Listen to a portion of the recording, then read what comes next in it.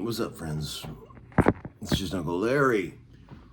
And it is a snow day here in downtown Nashville, Tennessee.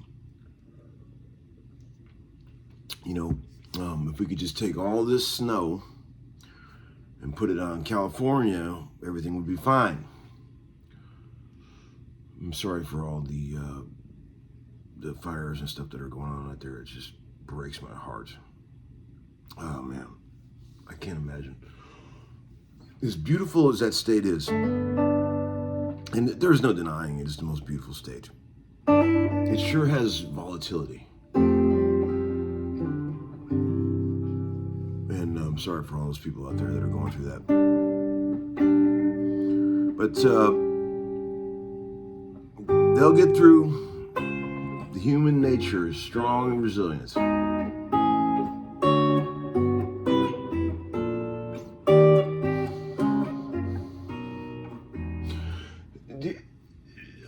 I talked about this in a video. I played this shit right here in a video a while back, and a guy was like, "Man, what are you doing there?" He made a video about it. The guy from Australia, and it occurred to me that maybe you guys don't know about the cycle of fifths. The cycle. You could think of it as a cycle of fourths or the cycle of fifths, depending on how you look at it. But if you look at music on a, I know we don't like to talk theory around here and get all technical about what we're doing, and we just want to play sports bar blues and A. But if you look at theory, the chords all make sense in a mathematical way. It's not an accident. It's like, if you think about, if you do the fifths, if you go, I think it would go, I'll go up by fourths, 1, 2, 3, 4, from C to F, to B flat, to E flat, to A flat, to D flat, to G flat, okay, to B, to E, to A, to G, to D, to G. And then all of a sudden it starts over again, C. You've gone through the entire cycle of all the keys.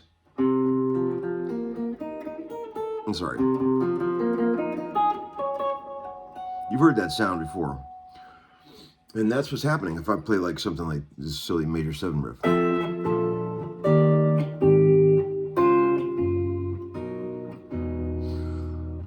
Your ear wants to go here, right?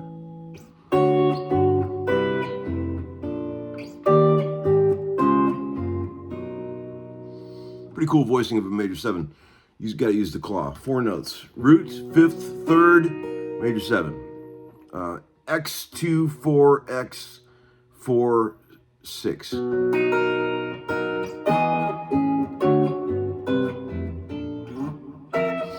But anyway, I was having totally unrelated. I was having a chat today with a text chat with my dear old friend from Cleveland that I grew up with. His older brother was the drummer in the very first band I ever played with when I was a young lad. But we were talking about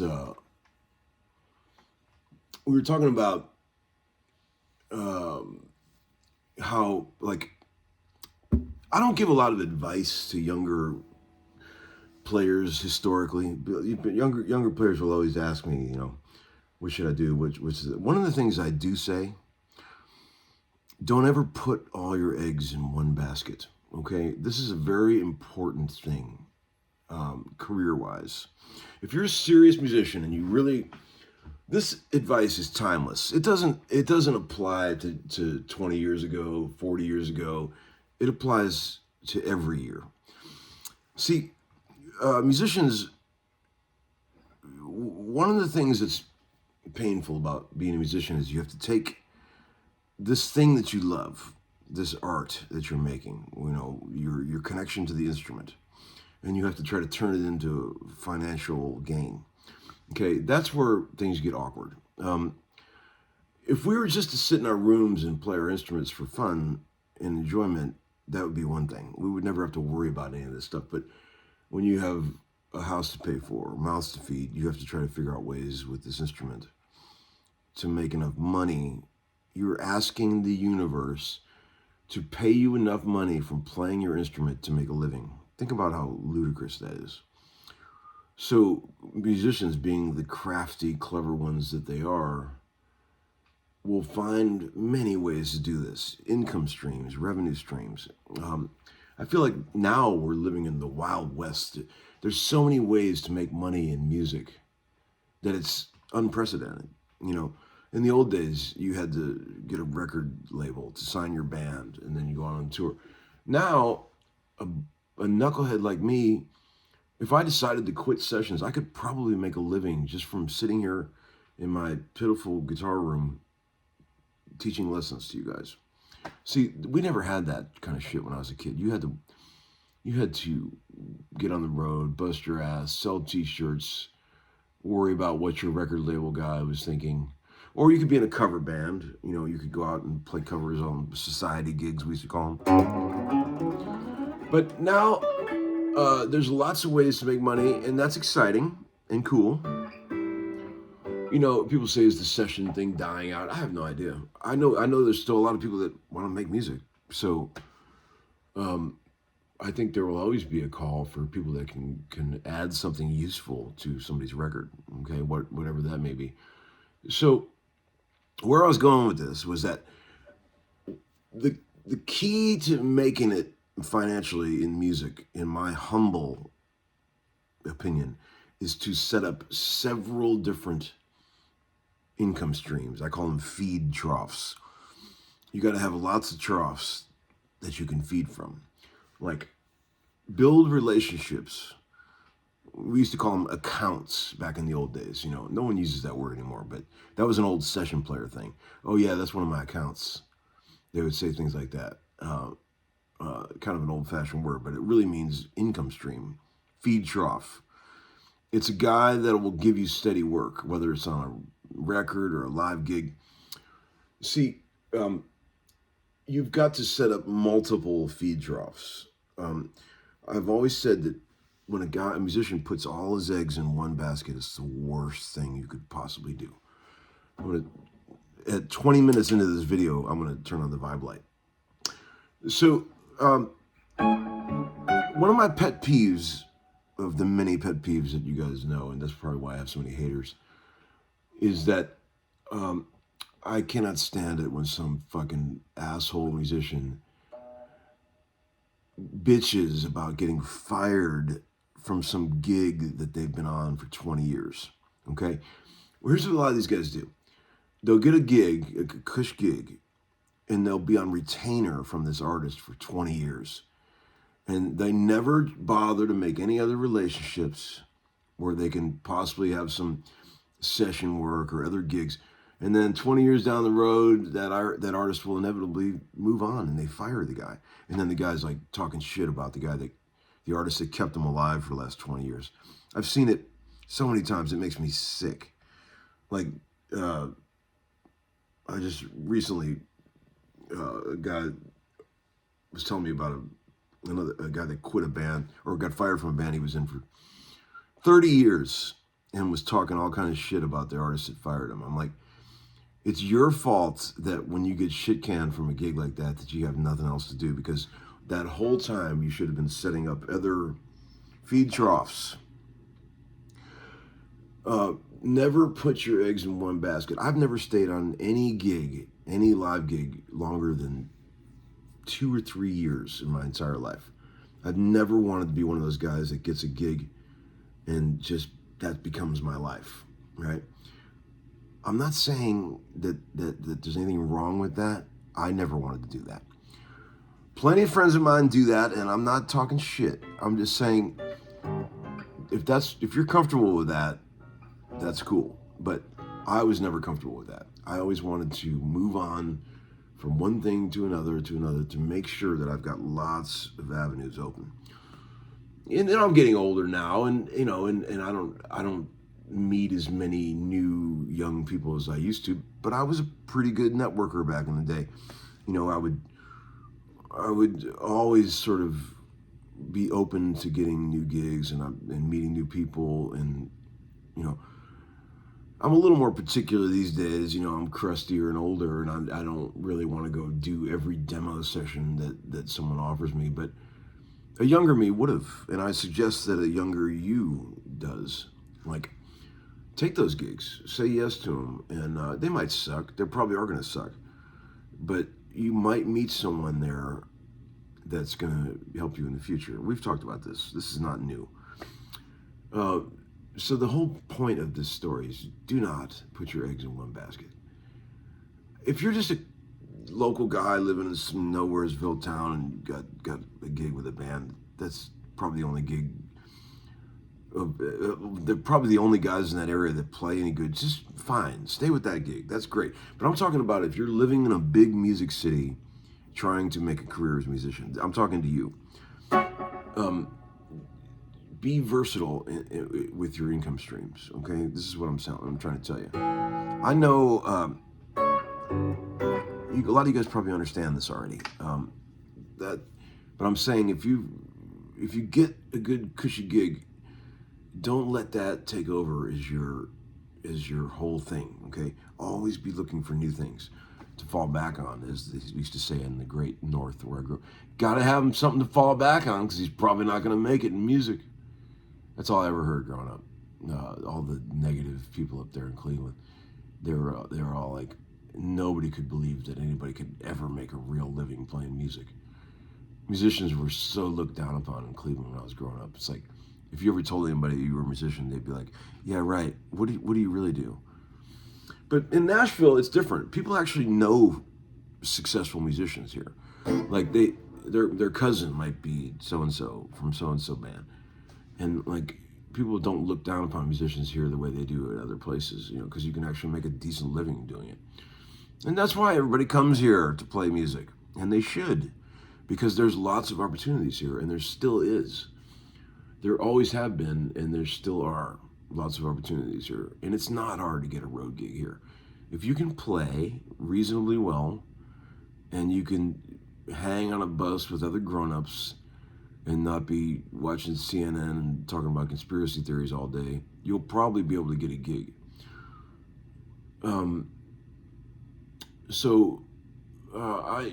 Even though this place is overcrowded, and you liked it better back in the old days when it wasn't as crowded, I still recommend that people come here. I was talking to my son Marshall in the car the other day as I was taking him to school, 12-year-old. I said, do you like Nashville, buddy? You like it? He goes, yeah, I love it here. I'll always be here, he said. What's not to love? I mean, you're in a city, but you can, in 10 minutes, be out in the country if you want to. It's got both. Like, I'll go into town and work, and then I come home to my simple country estate here, and I'm in the middle of like the most beautiful scenery. I love it. I mean, I couldn't picture myself living in some busy city with no trees and woods. I just wouldn't be able to handle it. So Nashville's great in that regard. But forget I said that if you're thinking about moving here, because we already have enough traffic. Anyway, I hope everybody's out sledding. I'm supposed to get the boys tomorrow, and we're going to be doing plenty of snow activities.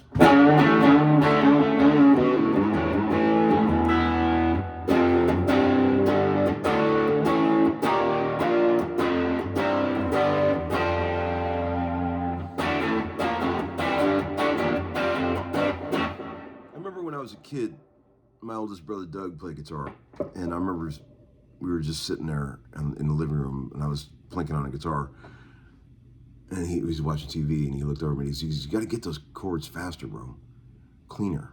And I was like, what do you mean? Because I was doing that thing like Neil Young does, where you play a chord, and then you go to play another chord, and you got all this stuff in the middle.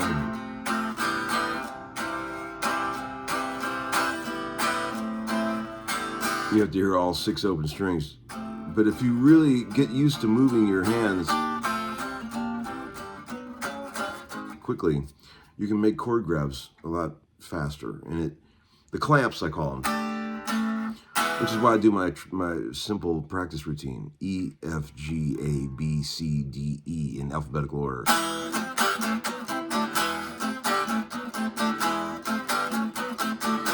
Man, we are all over the shop today, talking about all kind of shit, but hell, it's a snow day. So what else we got?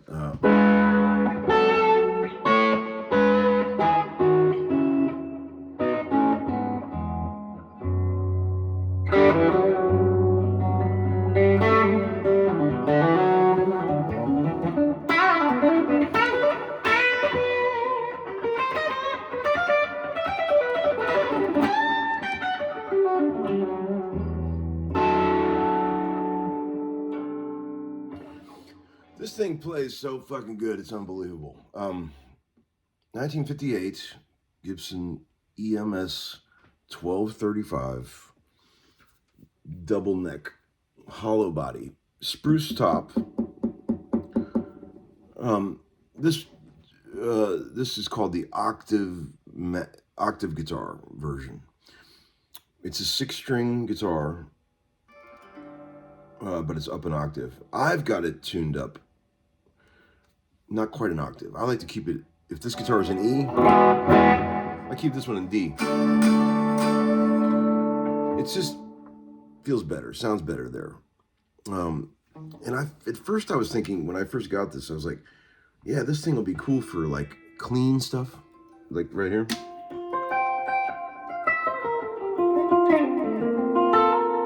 Which it is, but I also realized that distorting it is pretty cool. Like, I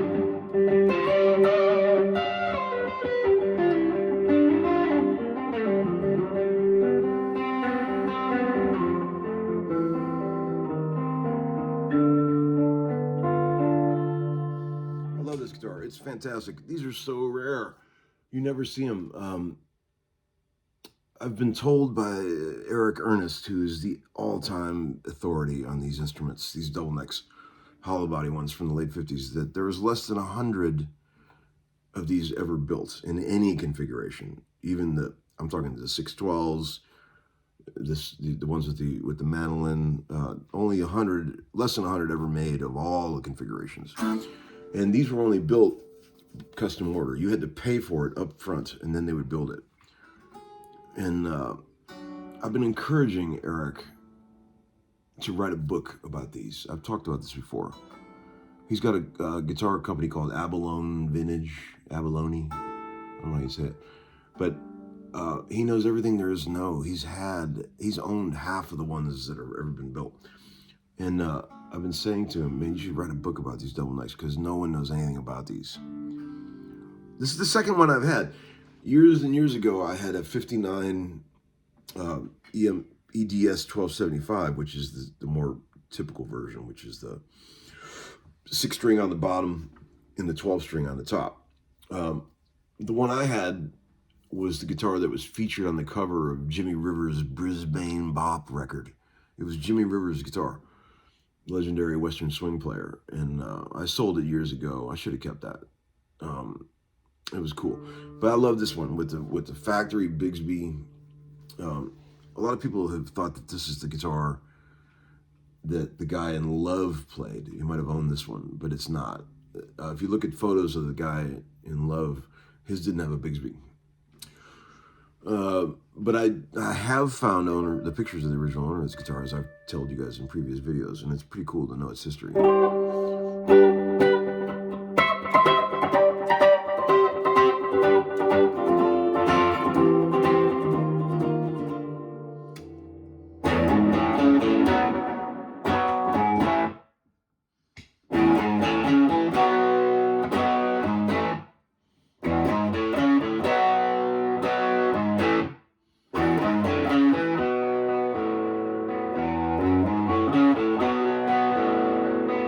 You can see all the kids sledding in the neighborhood here through the window.